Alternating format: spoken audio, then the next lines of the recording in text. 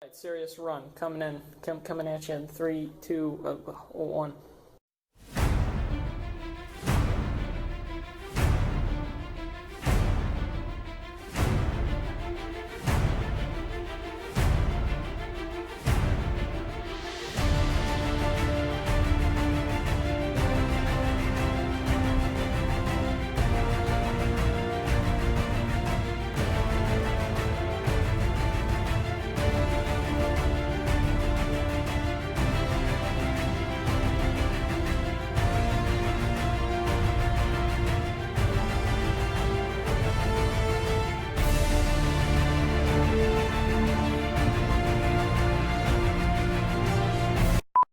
Connotation.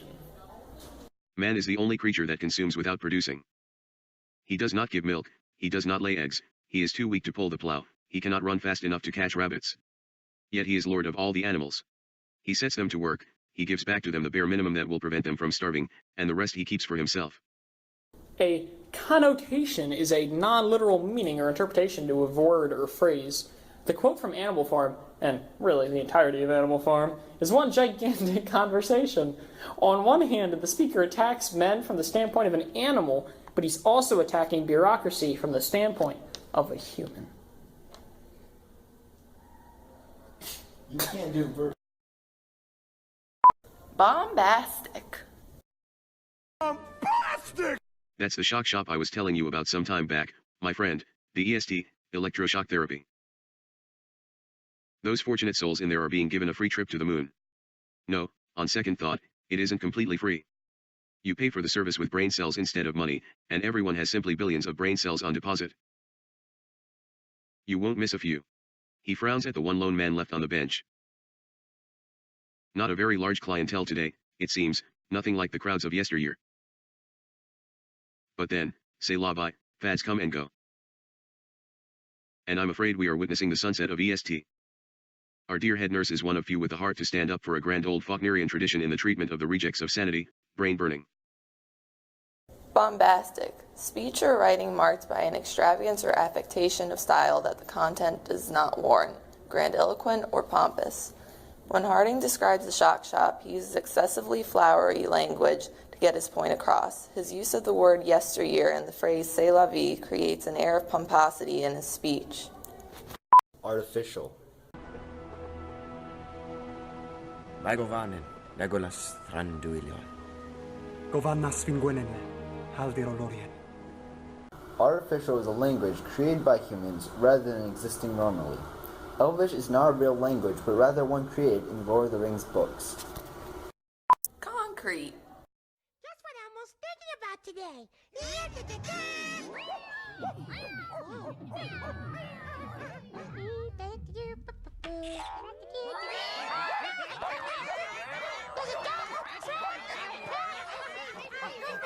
Come back here, rabbit.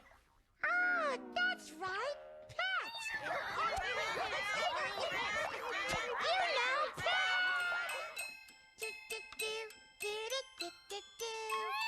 Pets, pets, pets, pets, pets, pets, pets, pets, pets, pets, pets. Come on, everybody, sing.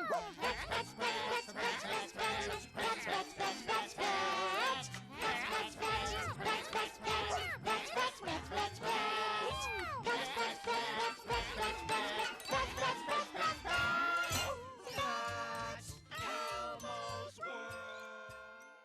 Concrete. Of or relating to an actual specific thing or instance. Particular. Elmo's World is the pinnacle of specificity. Each episode is about a certain subject. Hair, jumping, etc. This clip in particular is from an episode titled Pets. It is made very clear that the main subject is pets through repetition, especially in the song about pets. Pets. Abstruse.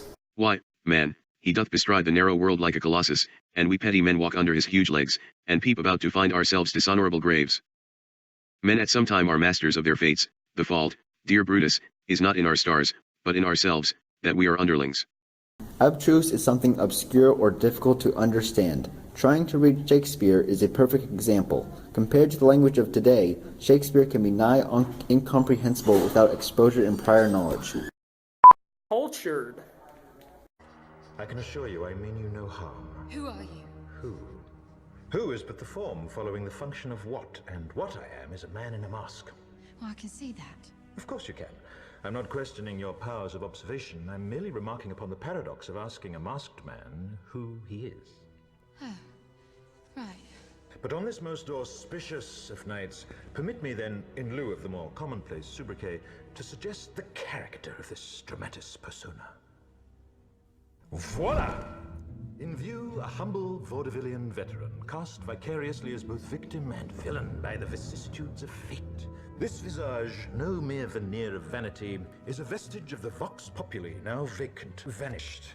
However, this valorous visitation of a bygone vexation stands vivified, and has vowed to vanquish these venal and virulent vermin, vanguarding vice and vouchsafing the violently vicious and voracious violation of volition.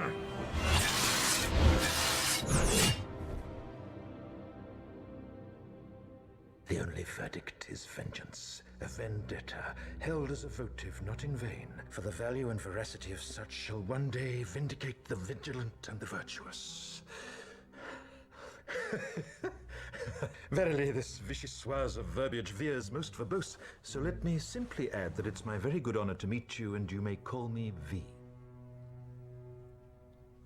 Are you like a crazy person? I'm quite sure they will say so.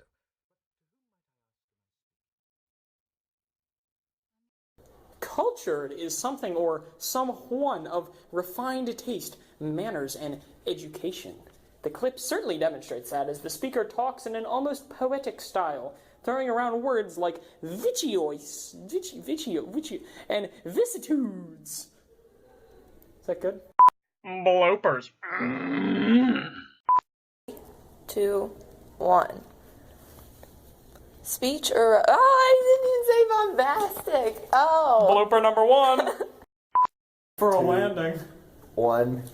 Abstruse is something. 2, 1. Artificial is a language. 2, 1. Abstruse is something obscure. They can't even. 3, 2, 1. Colloquial, characteristic of or appropriate Wait, to the can we not do that one? Because you can dance if you want to. You can leave your friends behind. But if your friends don't want to dance, well, then they ain't no John of mine. What? You liked it, though. What was that? It is made very clear that the main subject is pets through repetition, especially in the song about pets. I love it. 2, 1. You didn't start recording. Yes, I did. 2, 1. A connotation is a non-literal meaning or interpretation to a word or phrase. The quote from Animal Farm, and really the entirety of Animal Farm, is one gigantic connotation. I have to sneeze. We gotta stop. Oh, gross. Oh, that's nasty. That's a wrap.